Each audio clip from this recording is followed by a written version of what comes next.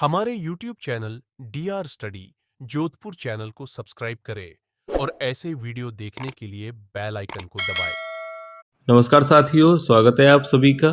तो आज की क्लास में हिंदी व्याकरण के कुछ महत्वपूर्ण प्रश्नों के बारे में पढ़ेंगे जो एग्जाम में आपसे पूछे जा सकते हैं। तो चलिए ज़्यादा समय न लेते हुए आज की क्लास को शुरू करते हैं और देखते हैं पहला प्रश्न। तो देखिए, पहला प्रश्न है, जो शब्द संज्ञा व सर्वनाम की विशेषता बताते हैं उन्हें क्या कहा जाता है? तो राइट आंसर यहाँ पर हो जाएगा ऑप्शन डी। जो शब्द संज्ञा व सर्वनाम की विशेषता बताते हैं उन्हें विशेषण कहते हैं। अगला प्रश्न है, दो वर्णों के मेल से होने वाले विकार को कहते हैं। ऑप्शंस दिए गए हैं, प्रत्यय, बी समास, सी संधि या ऑप्शन डी उपसर्ग। तो यहाँ पर राइट आंसर क्या होगा? दो वर्णों के मेल से होने वाले विकार, विकार को कहा जाता है परिवर्तन। दो वर्णों के मेल से होने वाले परिवर्तन को या दो वर्णों के मेल से होने वाले विकार को क्या कहा जाता है? तो राइट आंसर होगा ऑप्शन सी, संधि कहा जाता है। याद रखिए। अब देखिए अगला प्रश्न है, निम्न में से अंतःस्थ व्यंजन है। ऑप्शंस दिए गए हैं, तो राइट आंसर यहाँ पर क्या होगा कि निम्न में से अंतःस्थ व्यंजन कौन से होते हैं? तो याद रखिए ऑप्शन डी राइट आंसर हो जाएगा। ये चारों ही व्यंजन अंतःस्थ व्यंजन कहलाते हैं, जिसमें आता है य, र, ल और व। याद कर लीजिए, यह प्रश्न पूछा जाता है, व्याकरण का काफी महत्वपूर्ण प्रश्न है परीक्षा के लिए कि अंतःस्थ व्यंजन कौन कौन से होते हैं। तो य, र, ल और व ये चारों ही व्यंजन अंतःस्थ व्यंजन कहलाते हैं। अगला प्रश्न है, निम्न में से अल्प प्राण वर्ण कौन से हैं? ऑप्शंस दिए गए हैं। आपसे पूछा गया है कि अल्प प्राण वर्ण इनमें से कौन सा है? तो देखिए, प्रत्येक वर्ग का पहला, तीसरा और पांचवा वर्ण, आपको पता होगा कि प्रत्येक वर्ग का पहला, तीसरा और पांचवा वर्ण अल्प प्राण वर्ण होता है। तो इस तरह से राइट आंसर होगा ऑप्शन सी। क वर्ग के अंतर्गत आता है। पहला वर्ण है क और तीसरा वर्ण है ग, और पहला, तीसरा और पांचवा वर्ण प्रत्येक वर्ग का अल्प प्राण वर्ण कहलाता है। याद रखिएगा, पहला, तीसरा और पांचवा वर्ण अल्प प्राण वर्ण होता है। तो ऑप्शन सी बिल्कुल राइट आंसर हो जाएगा। अगला प्रश्न है, निम्न में से ऊष्म वर्ण है। ऑप्शंस दिए गए हैं और पूछा गया है कि ऊष्म वर्ण कौन कौन से हैं। तो यहाँ पर राइट आंसर क्या होगा? देखिए, पहला ही विकल्प सही हो जाएगा। याद रखिएगा, यह वर्ण कहलाते हैं ऊष्म वर्ण। और ऑप्शन सी य, र, ल, व अभी आपको बताया था, य, र, ल और व कहलाते हैं अंतःस्थ व्यंजन। ये दोनों ही प्रश्न परीक्षा के लिए काफी ज्यादा महत्वपूर्ण हैं और ये पूछे जाते हैं कि ऊष्म वर्ण कौन से हैं। तो याद रखिएगा, ऊष्म वर्ण होते हैं और अंतःस्थ व्यंजन होते हैं। आपको बताया था ऑप्शन सी।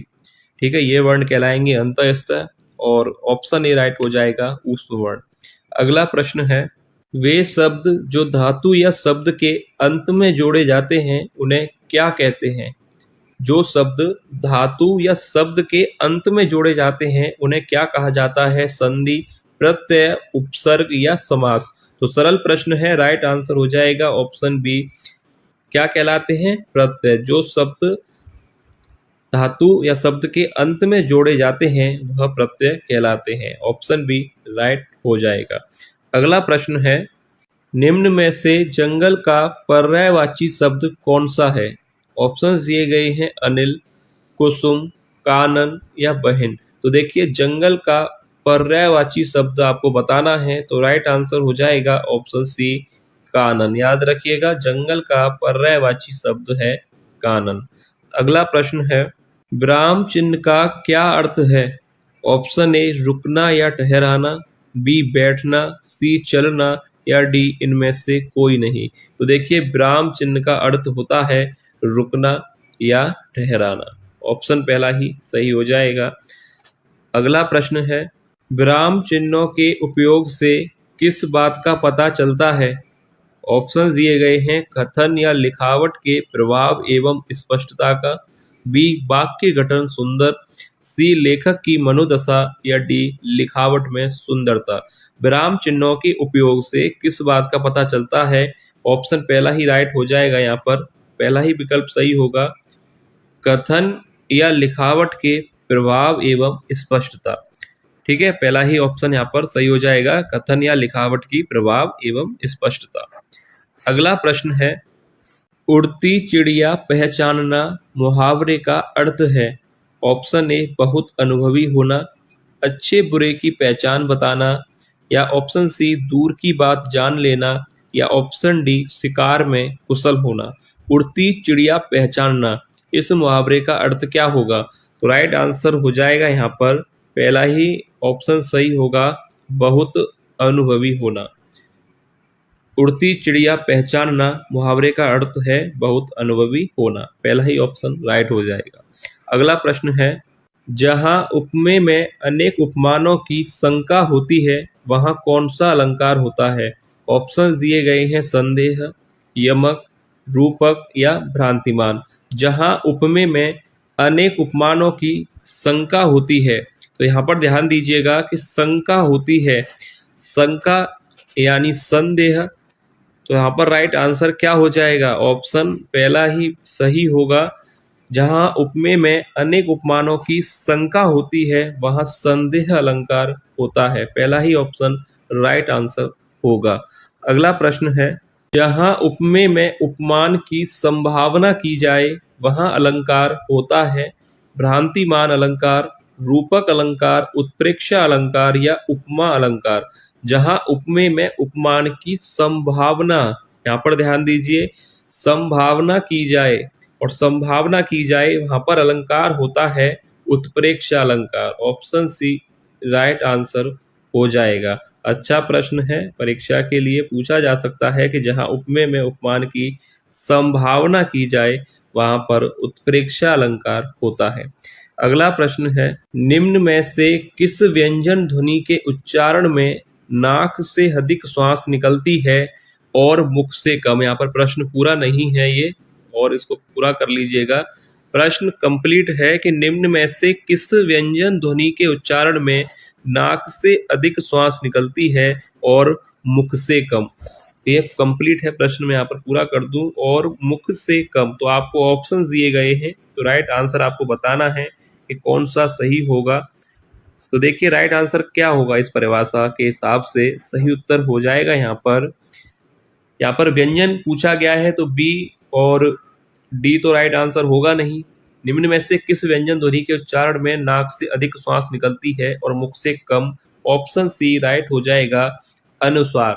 ऑप्शन सी याद रखिएगा, अनुस्वार एक व्यंजन ध्वनि है और अनुनासिक जो है एक स्वर ध्वनि है, तो इसलिए ऑप्शन डी सही नहीं है, ऑप्शन सी राइट होगा, अनुस्वार। इंपोर्टेंट प्रश्न है, इसको भी एक बार अच्छी तरह से आप लोग देख लीजिए। अगला प्रश्न है, क्रिया का रूप किसके अनुसार बदलता है? महत्वपूर्ण प्रश्न परीक्षा के लिए, क्रिया का रूप किसके अनुसार बदलता है? ऑप्शन दिए गए हैं पुरुष, लिंग और वचन, या ये तीनों। तो राइट आंसर क्या होगा कि क्रिया का जो रूप है वह किसके अनुसार बदलता है? तो राइट आंसर यहाँ पर होगा ऑप्शन डी, यह तीनों, यानी पुरुष, लिंग और वचन, इन तीनों के अनुसार ही क्रिया का रूप बदलता है, तो राइट आंसर हो जाएगा ऑप्शन डी। अगला प्रश्न है, काल के बोध का संबंध किससे होता है? ऑप्शन ए वचन, क्रिया, संज्ञा या अव्यय।